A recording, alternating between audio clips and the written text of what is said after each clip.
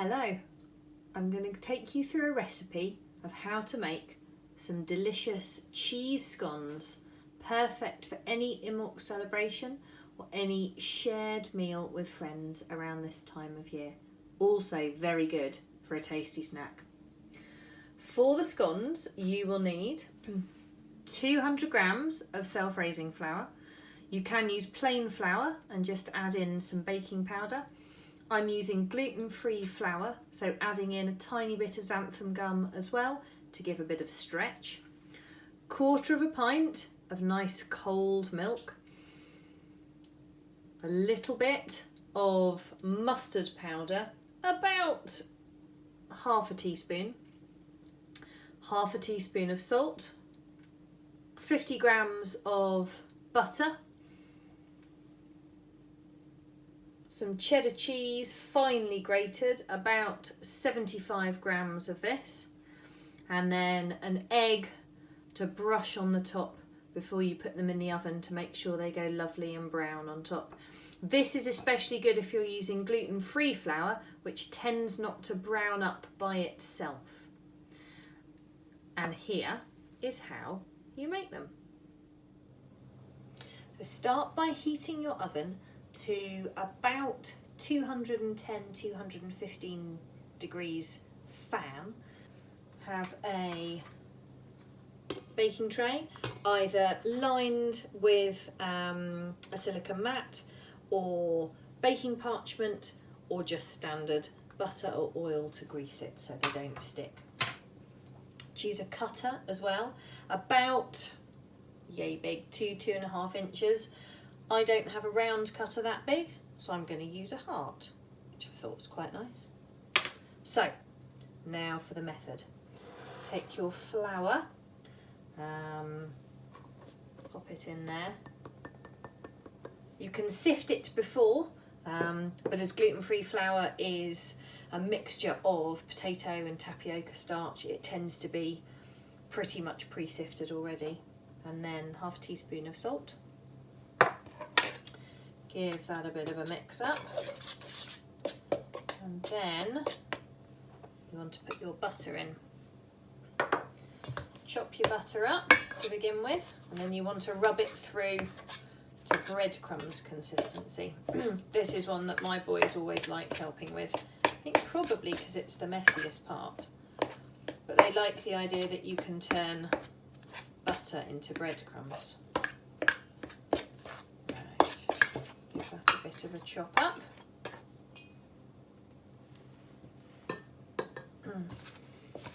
Get your hands in, rub it all through. That's it. Feels quite nice. It helps. You can use margarine for this because it's, no matter, even if you take it straight out the fridge, it's still going to be easily pliable, but if you're using butter or a vegan block of some sort, then just make sure you take it out the oven, take it out the fridge a good half an hour to an hour to acclimatise to room temperature before you want to use it. Otherwise it's going to be a bit difficult to work into your mixture. There we go, that's looking good. Now, if I was just making plain scones, I'd just go ahead and add the milk. But, as we're making cheese scones, this is where we add the finely grated cheese. That's it. If your grater doesn't have a fine bit on it, you can just do it on a normal kind of thicker one. This way it melts quicker and more evenly. Having said that, look, even forgot to grate one piece. Somebody's going to be particularly lucky and get a big cheesy bit in their scone. And then, because cheese and mustard is such a lovely combination, about a half a teaspoon of mustard powder. Mustard powder's good because unlike ready-made up mustard, the powder itself doesn't contain any gluten. So if you are cooking for celiacs, as I am, it's a good thing. Right, now taking my knife again because it's easier to mix it all in. Pour the milk in. There we go. And then give it a mix round so it all combines. At this stage, depending on what flour you're using, depending on the temperature of the room you're doing it in, temperature of your butter, how much cheese, etc., then the mixture may need a little more fluid, may need a little more flour. But test it. Give it a good mix, and if it's binding well and not too claggy, then you should be absolutely fine. That's it. That's coming together in quite a nice lump there. Okay. Now it's still quite sticky, but that's okay. Ah, there we go. The oven's already at temperature, so that's a good sign. So the next thing, I move that to one side. Flour your work surface. Now this doesn't have to be done perfectly, unless of course you want it to be done perfectly. And then you can spend a long time getting the consistency right. But I'm a bit more of a haphazard cook. Oh dear, I have to, as you can hear, I have to say. There we go. So knead it a bit, just so you can get it a bit of a covering in flour, and then that way it's a bit easier to work with. There we go. And then as far as thickness goes, when you're looking to cut out, I'd say probably the width of, they do biscuits in pound coin widths, don't they? So maybe 2 to 3 pound coins, but they rise when they're in the oven. Obviously that's the point of a good scone. Now, here's my cutter. Push it down, and then hope I can pull up halfway decent looking heart-shaped scone. There we go, push it onto there, not looking too badly. Now this recipe says it makes 9 scones, but I suppose that's with a circle cutter, so we'll see how many it does of the heart shapes. I don't want to make them too thick, but whatever thickness you do them, obviously you can keep checking on them whilst they're in the oven, but any thickness, whatever thickness you do, make sure that all of the scones are the same thickness so that they should cook at roughly the same rate. But the dough's getting that bit more easy to work. Now it's got a bit more flour on it. That's it. Another one. They will spread slightly, as with anything that you put in the oven. They'll rise, but also with the baking powder in, or the self-raising flour, they will rise and they will spread a little. So don't pack them too tightly when you put them in the oven.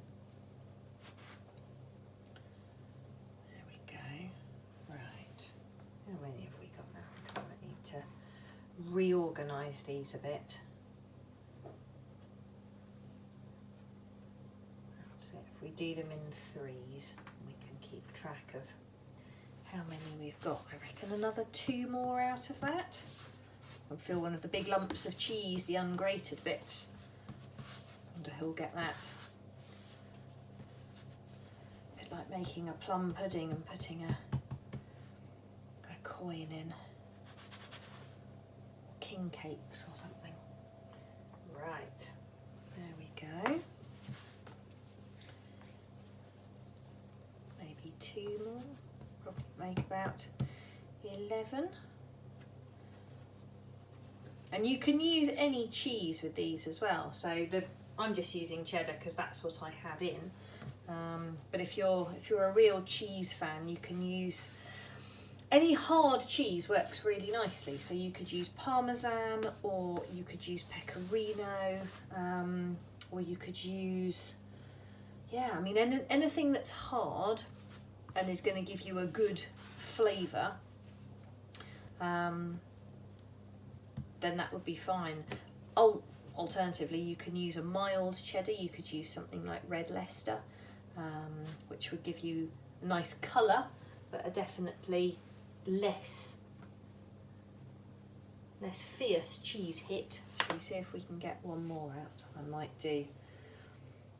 When I'm cooking with the boys, the end of the pastry, especially if we're making biscuits, always gets made into a smiley face. So I might not do a smiley face in this one, but there we go.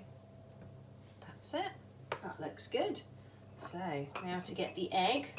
That's it. Put the eggshell to one side. Find the pastry brush somewhere. Aha!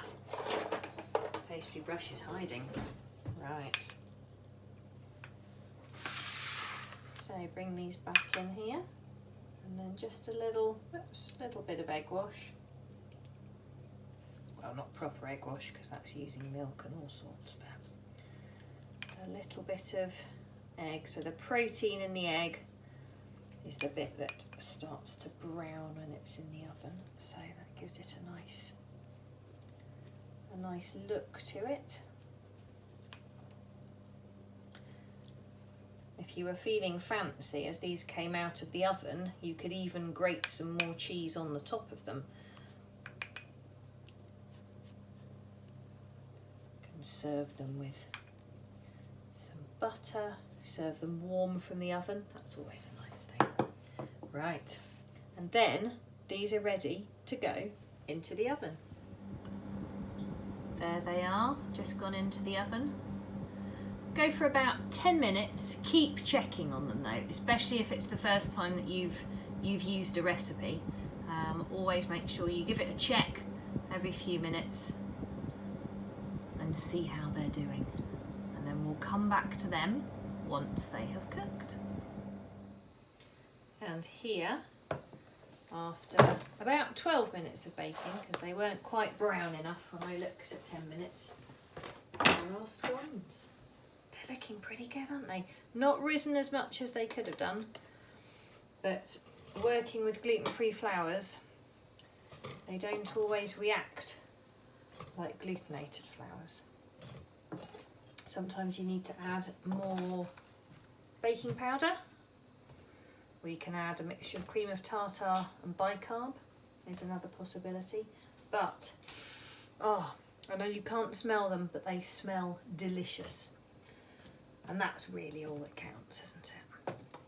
It's a bit stuck. But there we go. So they are looking and smelling very, very tasty. And when they're still a little warm, it's always best to pull them apart rather than cut them apart. If you cut scones, they do tend to go a bit doughy. But there we go. So some very nice cheese and mustard scones, perfect for Imbolc.